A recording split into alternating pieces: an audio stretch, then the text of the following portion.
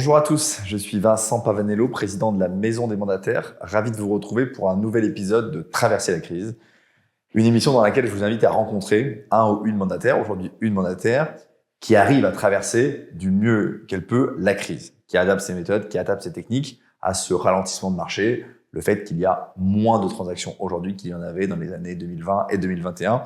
Et l'idée, c'est vraiment vous qui nous regardez, qui êtes des mandataires ou des futurs mandataires, de vous donner des conseils concrets qui vous permettent de traverser cette période, vous l'avez compris, qui est moins porteuse. Aujourd'hui, pour en discuter avec moi, Delphine du réseau Capifrance. Bonjour Delphine. Bonjour Vincent. On s'est rencontrés il y a quelques instants avant cet entretien, donc je sais assez peu de choses de toi. Donc les questions que je vais te poser, elles sont très sincères parce que les réponses m'intéressent autant qu'elles intéressent, j'imagine, les gens qui nous regardent. D'abord, depuis quand tu es dans ce métier? Pourquoi Capifrance? Enfin, un petit peu, présente-toi en quelques mots si tu veux bien. Alors, moi, depuis 11 ans dans l'immobilier, un peu plus d'11 ans, je vais sur ma 12e année. J'ai travaillé 8 ans en agence. D'accord. En tant qu'agent co, donc toujours indépendante. Et puis, envie justement de liberté, pas forcément besoin en fait de l'agence pour laquelle j'étais. Qui était basé où? À Cabourg. Ok. À Cabourg. Donc, je suis sur la côte fleurie, Ok. en Normandie. Et donc, j'ai décidé, de me lancer. Alors, Capifrance, c'est rigolo parce que c'était il y a une dizaine d'années. J'avais rencontré une amie qui avait changé de métier, qui était rentrée chez Capifrance. Je savais que c'était un des premiers réseaux de mandataires. Donc voilà, j'ai étudié un peu tous les réseaux de mandataires et puis je me suis intéressée particulièrement à celui-ci et que j'ai intégré il y a 3 ans et demi. Donc, tu as switché en 2020. Alors, oui. Alors, pour la petite histoire, moi, j'ai fait ma formation d'intégration à Paris. Je suis rentrée le vendredi, le lundi, on était confinés. D'accord, donc ça parlera à tout le monde. On est en mars 2020. Voilà. Il y a ces 2 mois de confinement qui sont compliqués, mais par contre, dès que tu rentres en activité chez Capifrance, tu es sur un marché très porteur. Ouais. Parce que 2020-2021, c'est très bonnes années. Alors, ça a été compliqué, mais ça a été aussi une chance parce que moi, ça m'a permis, pendant les 2 mois, j'ai bossé, évidemment, pour rappeler aussi mes clients, travailler, me former, parce que c'est vrai qu'on avait quand même plein de moyens à disposition pour se former, des outils, des formations. Donc, je suis sortie du confinement, j'étais opérationnelle. Très clair. Tu vis, en tout cas, il y a 2 années où le marché est très porteur.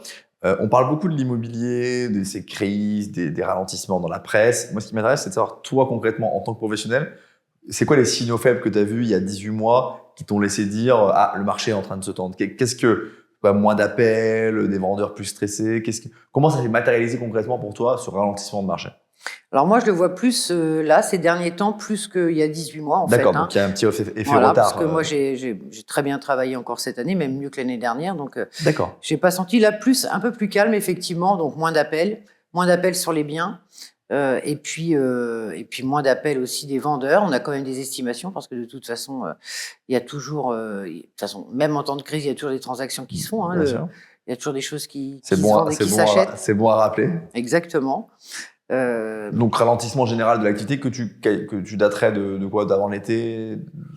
Juste après l'été, en fait. Moi, je suis rentrée de vacances. Là, j'ai encore eu 15 jours très denses. Et après, un calme. Là, depuis vraiment 3 semaines, 1 mois, un peu plus calme. Tu sens que c'est bien, ok. Comment tu as commencé à t'adapter? C'est un peu les questions que j'ai envie de te poser concrètement. Comment tu vas t'adapter? Si tu as 11 ans d'expérience dans l'immobilier, tu as vécu le ralentissement de 2012-2013. Pas 2008, je pense, mais 2008. Alors, oui. Oui. Et donc, c'est intéressant peut-être d'avoir ton expérience aussi. Est-ce que tu te dis, non, moi, je vais faire la même chose que j'ai toujours fait, ou alors non, je vais devoir passer plus de temps avec les uns, plus de temps avec les autres. Comment tu penses que ça va changer un peu ton rapport? Alors, je pense qu'il faut changer, il faut toujours être… c'est la méthode, en fait. Il faut vraiment rester motivé, effectivement. Je pense que de toute façon, même en temps de crise, les meilleurs resteront, il n'y a pas de souci. Donc, à partir du moment où, en fait, vous travaillez, il n'y a pas de raison, les gens vous font confiance. Ce qu'il faut, c'est la méthode, en fait. Je pense que moi, je ne change rien. Je me lève tôt le matin. Je commence au petit déjeuner par regarder tout ce qui se vend sur le secteur. Voilà, et j'ai rien changé à ça, en fait. Je continue. Et puis, effectivement, pour me motiver, parfois, je vais boire un petit café aussi dans un petit bar du coin, rencontrer des gens, discuter. Voilà, toujours se montrer. Je pense que c'est important, surtout quand on vit dans un quartier, un secteur. Ce que je comprends, c'est que toi, tu dis, je vais garder les méthodes qui ont fait leur preuve, voire même je vais les accentuer, je vais en faire plus. Et donc, cet exemple du café, parce que les gens qui nous regardent, ils sont très friands de conseils très concrets, très pratico-pratiques. Et donc là, tu te dis, c'est pas parce que le marché est dur que je me cache chez moi et que… Ah non, pas du tout, au contraire. Au contraire, j'ai même investi, j'investis beaucoup dans la communication. Ça, c'est un de mes points forts, en fait. C'est comme ça que je fonctionne. Et donc, même là, j'ai décidé de continuer, de poursuivre et même d'augmenter, en fait, la communication. Il faut se montrer, en fait. Il faut montrer qu'on est là. Okay. Et puis, pas toujours garder le moral. Ce que j'aime bien, c'est que ton point de départ, c'est de dire, si je fais mon boulot, je serai encore là dans 3 ans. Et donc, il faut que je prépare le terrain dans 3 ans. Je trouve que c'est le bon point de départ, parce que si tu pars du point de départ que ça va marcher, qu'on va tous à l'abîme, bah, t'investis plus dans la communication, tu te montres plus, tu fais. J'aime bien l'idée de dire, ouais, t'as ce point de départ-là, et après, quand tu tires ce fil-là, une des conséquences, c'est que t'investis dans la communication. Concrètement, qu'est-ce que tu fais aujourd'hui que tu vas faire encore plus demain dans la communication? T'es présente sur les réseaux? Alors moi, je suis présente sur les réseaux, mais je fais aussi des panneaux urbains, en fait, ça depuis quelques années, plusieurs fois dans l'année. La communication des sacs à pain, voilà. Je suis aussi proche de mes commerçants. Je distribue les calendriers. C'est des moments clés pour moi dans l'année que je ne loupe pas. Okay. Et donc, je poursuis ça. Sur les plans de ma ville aussi, j'ai investi pour pouvoir être présente.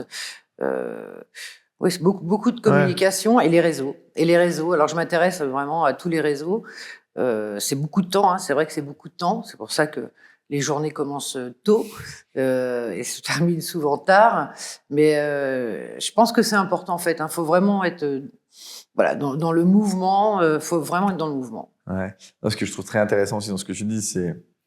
je vais peut-être me faire l'avocat du diable. Je pourrais te dire, écoute, Delphine, moi, comme il y a moins de transactions, je vais moins investir en communication parce que j'aurai un rendement et un retour sur l'investissement qui sera moins fort. Toi, tu crois pas du tout à ça. Toi, tu penses qu'au contraire, c'est quand c'est dur qu'il faut se montrer. Exactement. De toute façon, les investisseurs investissent en moment de crise. Heureusement. Et c'est vrai pour les gens qui achètent de l'immobilier comme pour les gens qui investissent dans leur réputation et leur image. C'est ça que tu veux dire. Exactement. Ouais, très bien. Dans ton rapport, alors ça, c'est comment tu captes des mandats, comment tu captes des lignes d'acheteurs, on voit bien. Dans ta relation avec les vendeurs et les acheteurs, concrètement, est-ce qu'un rendez-vous vendeur, pas demain t'en as peut-être un par exemple, il va se passer de la même façon qu'il se passait il y a un an quand le marché tout allait bien, que les prix augmentaient? Alors, je vais peut-être être encore plus présente, en fait. En fait, je profite de ce moment d'accalmie, en fait, pour faire ce que je n'ai pas le temps de faire au quotidien ou que je fais plus vite fait, on va dire. Donc là, vraiment, je vais prendre le temps, effectivement, de relancer tous mes clients, relancer mes estimations, rappeler mes acquéreurs pour vérifier s'ils sont toujours acheteurs, puisque on les classifie, en fait, en fonction de leur projet et de voir si c'est toujours des acquéreurs immédiats, si les projets sont reportés. Donc, oui, je vais prendre plus de temps, en fait, surtout sur des choses que je n'ai pas le temps de faire au quotidien. Ok. Et donc, ça, c'est intéressant. Et ce temps, tu le trouves où? Tu travailles plus? Tu t'organises différemment? Non, en fait, le téléphone sonne moins, donc il y a moins de visites. Donc tu prends ce temps libre un peu sur les visites. Oui. Mais tu le réinvestis entre guillemets tout de suite. Je le réinvestis aussi. Oui, complètement. Ouais. Ça, c'est un très bon conseil. Et puis voilà. Et puis quand il y a des moments de moins, parce qu'il y en a aussi, faut pas rêver. Je vais marcher. Ça me fait du bien. Je vais me ressourcer. J'avais de la chance d'habiter en bord de mer, donc je vais me promener et je reviens gonflé. Et puis je vous dis, le petit café dans le bar du coin, c'est sympa. On rencontre des gens et c'est toujours. C'est là où. Je comprends. Et sur la partie acheteur, nous, ce qui nous remonte beaucoup, les gens nous écrivent, tu sais, sur la maison des mandataires, et ils nous disent, par exemple, un des freins aujourd'hui, c'est que j'ai des acheteurs qui passent pas à l'acte parce qu'ils ont peur de faire une mauvaise affaire, que les prix vont baisser demain, etc. Dans le même temps, les vendeurs, eux, pensent que les prix vont augmenter, donc ils veulent pas baisser. Il y a toujours ce mismatch un petit peu. Toi, tu as des réponses, non pas toutes faites, mais tu es prête à répondre à ces objections-là. Par exemple, quelqu'un qui te dirait qu'à Bourg, les prix vont super augmenter, demain, ça veut dire qu'ils vont baisser. Je vais acheter un logement qui va se déprécier. C'est des objections que tu as et comment tu y réponds? Alors, en fait, j'y réponds tout simplement que on ne sait pas de quoi est fait le marché demain.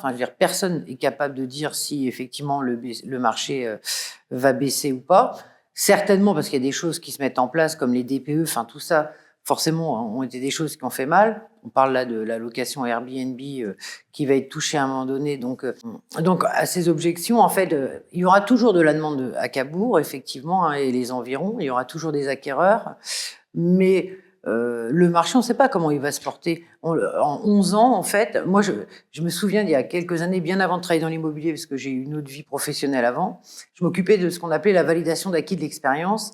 Et à l'époque, il y avait la crise en 2008. Et là, j'ai eu un bon nombre d'agents immobiliers qui voulaient changer en fait leur métier Donc, en temps de crise, on peut pas savoir de quoi demain est fait on sait pas de quoi est fait. Je sais pas si les prix vont augmenter. On sait pas Et si tu l'assumes, cette position, parce que complètement. il y a des mandataires qui, Complètement. devant cette objection, vont essayer de démontrer parfois l'indémontrable en expliquant que non, mais en fait, les prix vont augmenter parce que je ne sais quoi, parce que tel chiffre.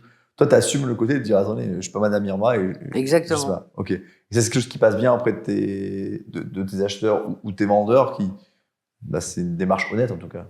Oui, et puis en plus, on sait tous qu'on a des acquéreurs qui ont regretté de ne pas avoir acheté à un moment clé le bien parce qu'ils se posaient trop de questions. Enfin, je veux dire, à un moment donné, voilà, il faut y aller. Enfin, on ne sait pas. Donc, t'assumes ce côté. Si le bien leur plaît, faut y aller, quoi. Est-ce qu'il y a des outils dans la gamme des outils qui sont proposés par Capifrance dont tu te dis que tu vas encore plus les utiliser dans ce moment de marché? Alors la formation, je trouve que la formation c'est important aussi, ça permet de se rebooster. Là, je reviens de formation, de 2 jours de formation.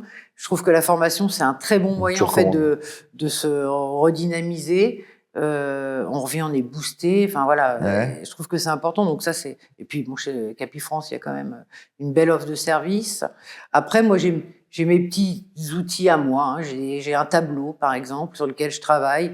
Côté vendeur, côté acquéreur, tous les jours en fait, avec tout ce que je dois faire du côté des vendeurs, donc le suivi, les baisses de prix, regarder le marché, rappeler les estimations, enfin bon nombre de choses. Et pareil pour les acquéreurs en fait, ce que je disais, classer les acquéreurs, les rappeler, voir s'ils sont toujours acheteurs, enfin prendre du temps sur le temps qu'on n'avait pas forcément avant. Ouais, mais on va peut-être en tout cas clôturer cette partie-là là-dessus. C'est toi, tu me dis vraiment, c'est le temps que je gagne d'un côté, je le réinvestis tout de suite de l'autre pour préparer la sortie de crise et être fort à ce moment-là. Ça, c'est un très bon conseil que tu donnes. Comment le mental et le moral y suivent? Parce que il y a les méthodes, il y a les techniques, tout ce que tu dis, je pense que ça peut être répliqué par plein de gens. Enfin, je veux dire, la façon dont tu l'exprimes, en tout cas, on se dit, c'est à la portée de tout le monde de mettre en place ces méthodes.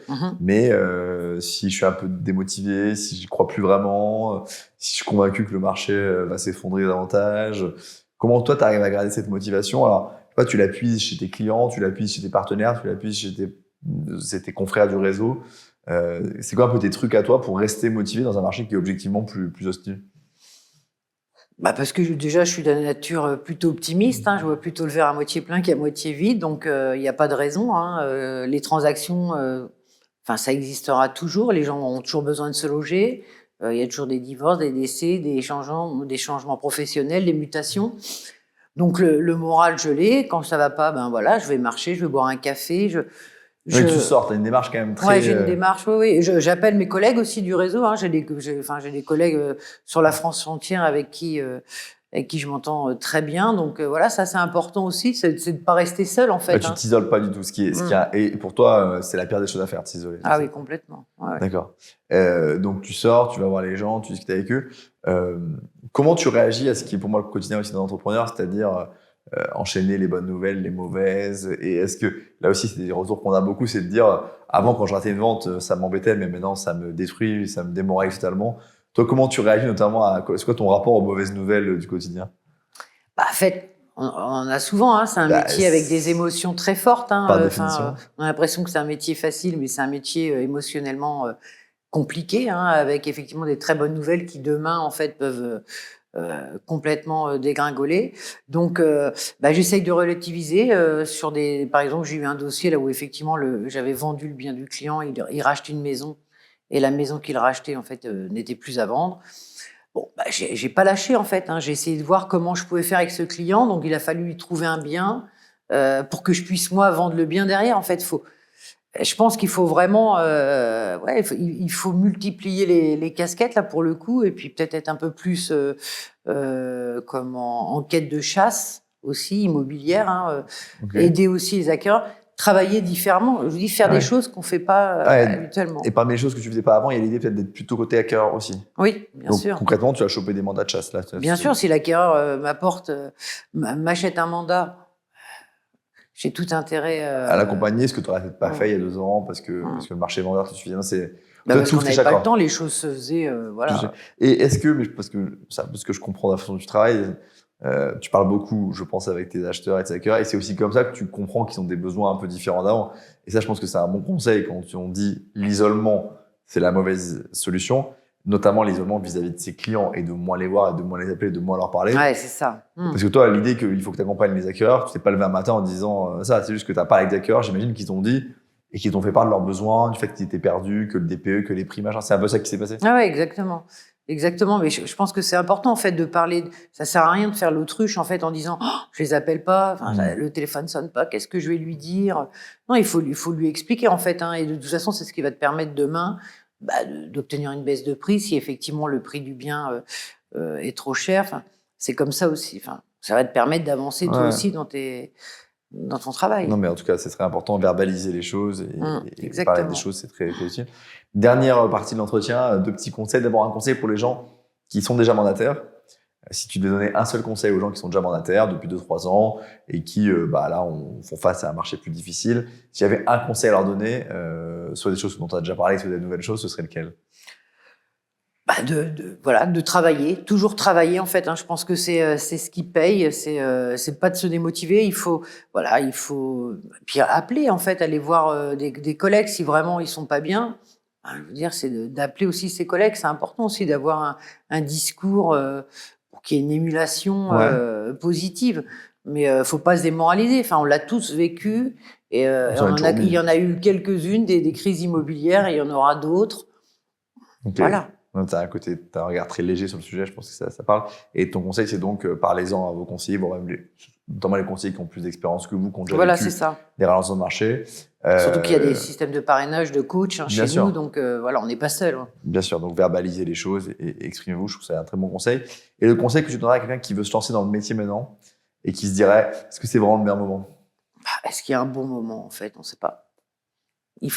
Là aussi, qui ne tente rien n'a rien, donc je pense que c'est important en fait de pouvoir vraiment, à partir du moment où on y croit, on y va. Il n'y a pas de raison. Et le bon moment, c'est celui qu'on a choisi et quand on y va. Exactement. Et c'est les moyens qu'on se donne. Et puis, comme tu l'as très bien dit, personne ne sait ce que va être l'évolution des prix ou l'évolution des volumes. Ça se trouve, on va rester à ce niveau-là pendant quelques temps. Soit l'année prochaine, ça repart. Soit l'année prochaine, ça rebaisse. Donc toi, tu dis, ça vous n'avez pas de prise là-dessus. Si vous le sentez, faites-le, quoi. Exactement. Ok. Exactement. Merci beaucoup, Delphine, pour tous ces conseils. C'est très, très utile, je pense, pour les gens qui nous écoutent. C'est très incarné. Puis on voit que c'est vraiment ton expérience que tu partages. Donc merci beaucoup. Et je vous donne rendez-vous pour un prochain épisode de Traverser la crise.